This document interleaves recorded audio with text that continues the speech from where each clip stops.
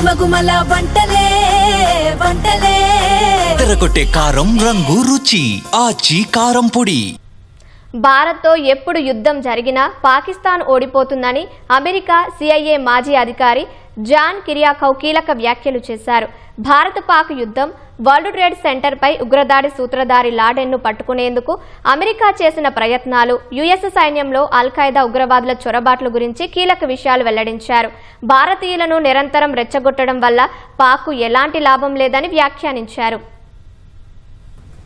Bharat Pak యుద్ధంపై America CIA మాజీ అధికారి John కిరియాకౌ కీలక వ్యాఖ్యలు చేశారు. భారత్తో జరిగే ఎలాంటి సంప్రదాయ యుద్ధంలో అయినా పాక్ ఓడిపోతుందని కిరియాకౌ పేర్కొన్నారు. అమెరికా సెంట్రల్ ఇంటెలిజెన్స్ ఏజెన్సీ సిఐఏలో 15 ఏళ్ల పాటు విధులు నిర్వర్తించిన మాజీ అధికారి జాన్ కిరియాకౌ ఏఎన్ఐకి ఇచ్చిన ఇంటర్వ్యూలో భారత్ పాక్ యుద్ధం, వరల్డ్ ట్రేడ్ సెంటర్ పై ఉగ్రదాడి సూత్రధారి ఒసామా బిన్ లాడెన్ ను పట్టుకునేందుకు అమెరికా చేసిన ప్రయత్నాలు, యుఎస్ సైన్యంలో అల్-ఖైదా ఉగ్రవాదుల చొరబాట్ల గురించి కీలక విషయాలు వెల్లడించారు. 2001లో భారత పార్లమెంటుపై జరిగిన ఉగ్రదాడితో అణ్వాయుధాలు కలిగిన భారత్ పాక్ యుద్ధానికి దిగుతాయని సిఐఏ భావించిందని జాన్ గుర్తు చేసుకున్నారు. నాడు ఈ ముప్పును అమెరికా తీవ్రంగా పరిగణించిందని, అందుకే ఇస్లామాబాద్ నుంచి అమెరికా కుటుంబాలను తరలించినట్లు చెప్పారు. పార్లమెంట్, ముంబై దాడుల తర్వాత భారత్ సంయమనం పాటించిందని గుర్తు చేసుకున్నారు. అయితే ఇప్పుడు భారత్ వ్యూహాత్మక సహనాన్ని కలిగి ఉండలేని స్థితిలో ఉందన్నారు. ఎప్పుడు యుద్ధం జరిగినా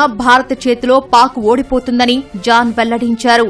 At the CIA, we called the Indian policy strategic patience. The Indian government would have been perfectly within its rights to respond by striking Pakistan, and they didn't. Literally nothing good will come of an actual war between India and Pakistan because the Pakistanis will lose. It's as simple as that. They'll lose. And I'm not talking about nuclear weapons. I'm talking just about a conventional war. The Pakistanis will lose. And so there's no benefit to constantly provoking the Indians. Pakistan మాజీ అధ్యక్షుడు పర్వేజ్ ముషారఫ్ ఆ దేశ అణ్వాయుధాల నిల్వలను అమెరికాకు అప్పగించారని John కిరియాకౌ వెల్లడించారు. మిలియన్ల డాలర్ల సాయాన్ని పాక్కు అమెరికా అందించిందని చెప్పారు. అందుకు తమకు కావాల్సింది ముషారఫ్ సమకూర్చారని వెల్లడించారు.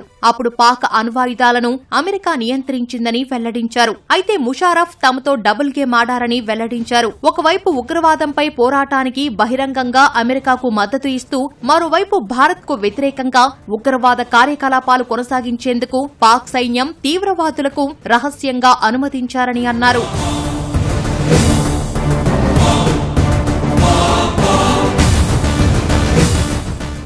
అమెరికాలో వరల్డ్ ట్రేడ్ సెంటర్ పై జరిగిన ఉగ్రదాడి ఘటన కీలక సూత్రధారి, అంతర్జాతీయ ఉగ్రవాది ఒసామా బిన్ లాడెన్ కు సంబంధించిన కీలక విషయాలను జాన్ కిరియాకౌ వెల్లడించారు. ఉగ్రదాడి తర్వాత అమెరికా దళాలు లాడెన్ ఉన్న ప్రాంతాన్ని చుట్టుముట్టినప్పుడు అతడు ఆడవేషంలో తప్పించుకున్నట్లు తెలిపారు. మహిళగా వేషం వేసుకుని పికప్ ట్రక్ వెనక నక్కి లాడెన్ పాకిస్తాన్లోకి పారిపోయాడని కిరియాకౌ వెల్లడించారు. దాంతో తమ పోరాటాన్ని పాక్ వైపు మళ్లించాల్సి వచ్చిందన్నారు. చివరికి అబోటాబాద్ లో తలదాచుకున్న లాడెన్ ను 2011 మే 2వ తేదీన తమ సేనలు హతమార్చినట్లు కిరియాకౌ చెప్పారు.